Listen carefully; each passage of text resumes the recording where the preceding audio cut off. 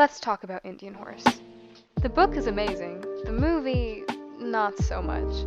The story is about Saul Indian Horse, an Ojibway boy who uses hockey as a way to escape his trauma from the residential school system.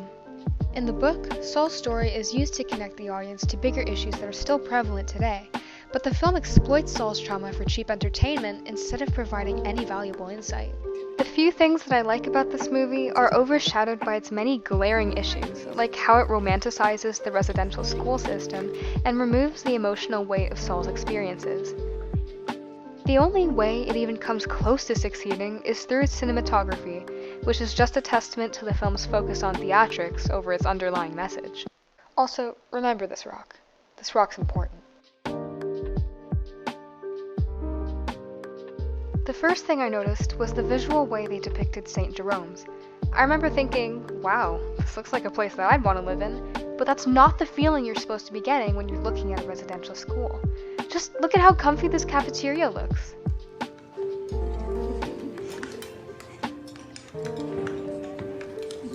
In the book, Saul says you couldn't be a kid under that regime. But seeing them play in the snow sends the opposite message. The universe has the great mystery. Originally, they catch a bunch of fish, and the fish are supposed to reflect how they feel, trapped and choking for air. Instead, that scene is replaced with a bunny. Is that bunny supposed to reflect how they feel?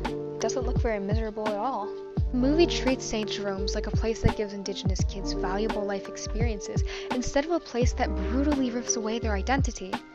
In the original text, Sister Ignatia says, "At St. Jerome's, we work to remove the Indian from our children, so that the blessings of the Lord may be evidenced upon them." But in the movie, Father Quinney says, "Our goal here is to help you succeed in this world, so you have to learn English." By changing the language, they change the narrative. The film completely ignores the message behind this scene, which was that residential schools were not made to help Indigenous people, but to eliminate them.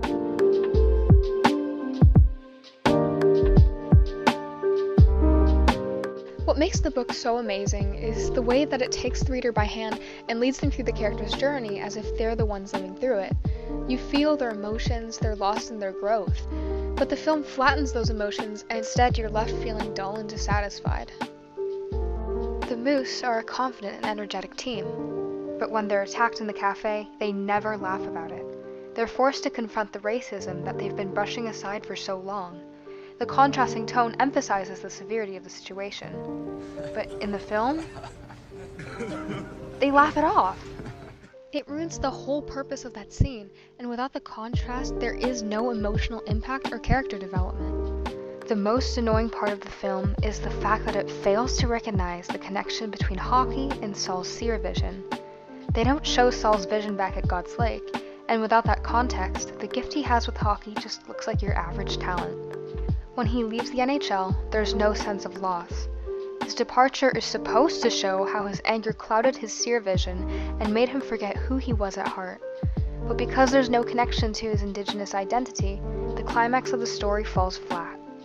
Even worse, the movie reduces the Kellys to just Saul's foster home, not his family. At the end of the novel, Saul talks to them about his trauma.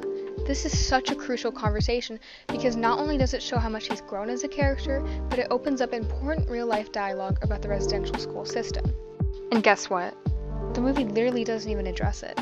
Saul is still the exact same person he is at the beginning of the movie as he is at the end of the movie. He isn't an active protagonist, but instead a sad leaf drifting through the winds of a badly adapted storyline.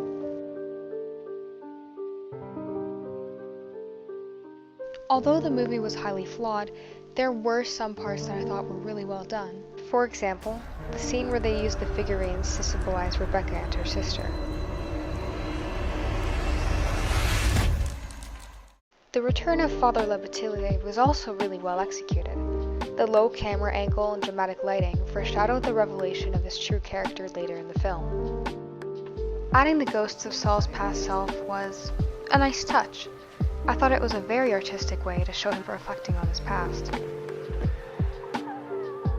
Those scenes are good, but it doesn't make up for the fact that the movie romanticizes residential schools and severely lacks the emotional depth that made the novel so groundbreaking. You know what? This movie's just like that rock you saw at the beginning. Yeah, remember that? I told you it was important.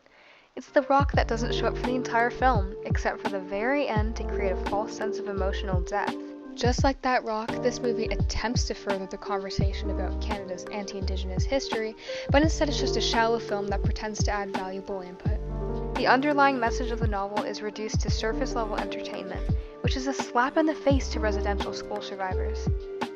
So, in conclusion, the movie sucked. That's it. Also, I find it funny how the characters keep referring to Saul like he's some kind of pipsqueak when he's literally at Martha's eye level.